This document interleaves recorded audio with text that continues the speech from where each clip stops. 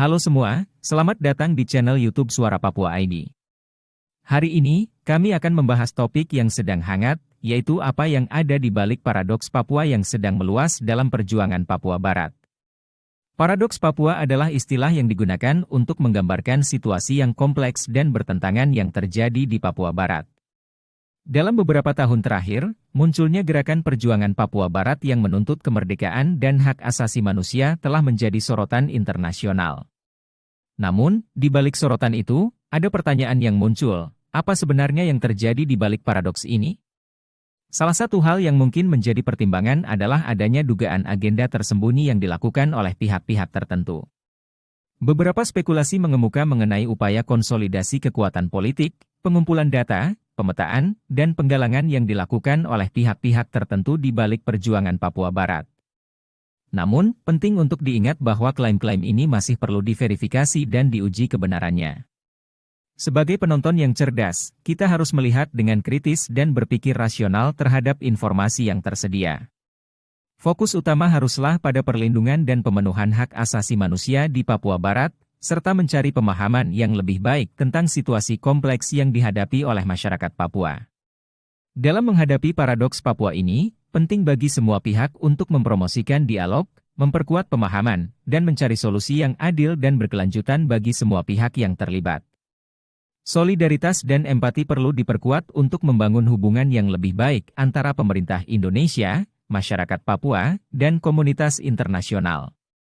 Jadi, mari kita terus membahas dan mencari pemahaman yang lebih mendalam tentang apa yang ada di balik paradoks Papua ini. Mari berupaya untuk menciptakan kedamaian, keadilan, dan kemajuan yang berkelanjutan bagi Papua Barat.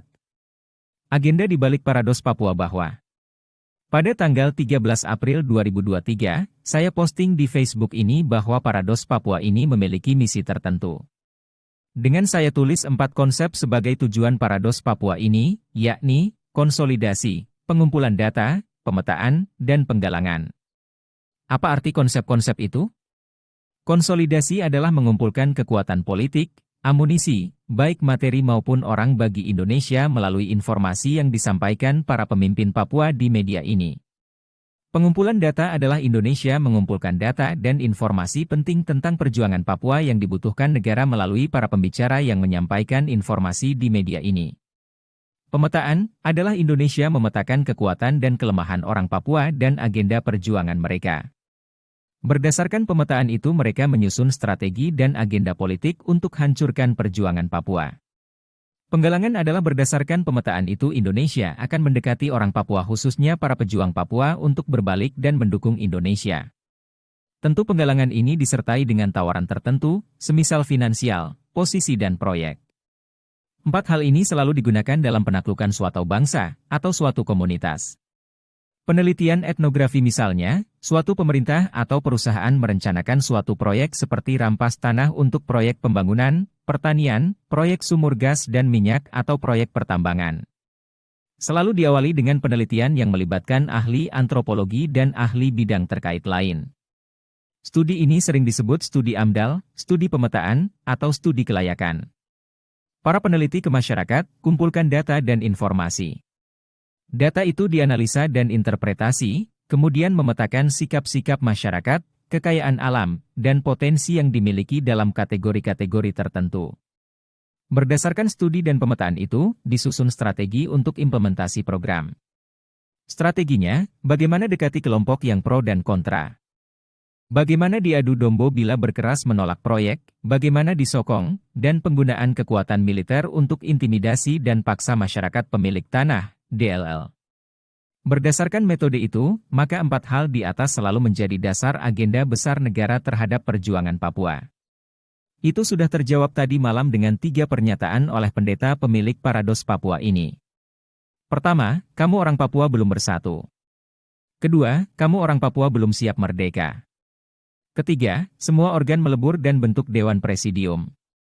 Di satu sisi poin 1 dan 2 ini penting bagi orang Papua evaluasi diri, tetapi di sisi lain, 2 hal inilah selalu digunakan Indonesia di berbagai forum internasional.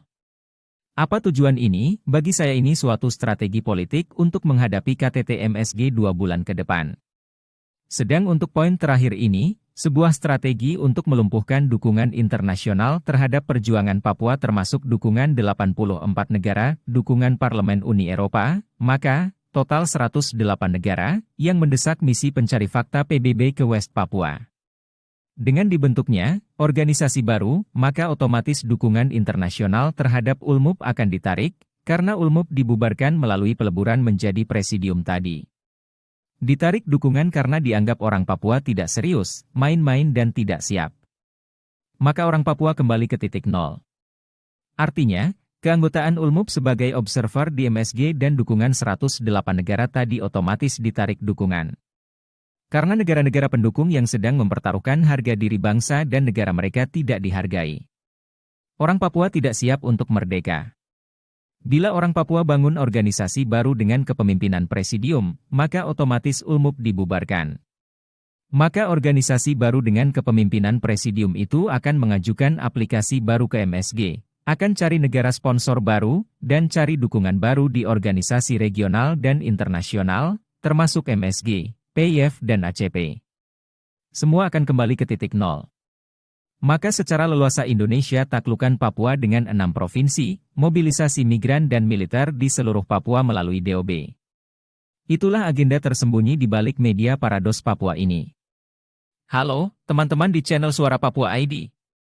Hari ini, kita telah membahas topik yang penting dan kompleks, yaitu, apa ada di balik paradoks Papua yang sedang meluas dalam perjuangan Papua Barat.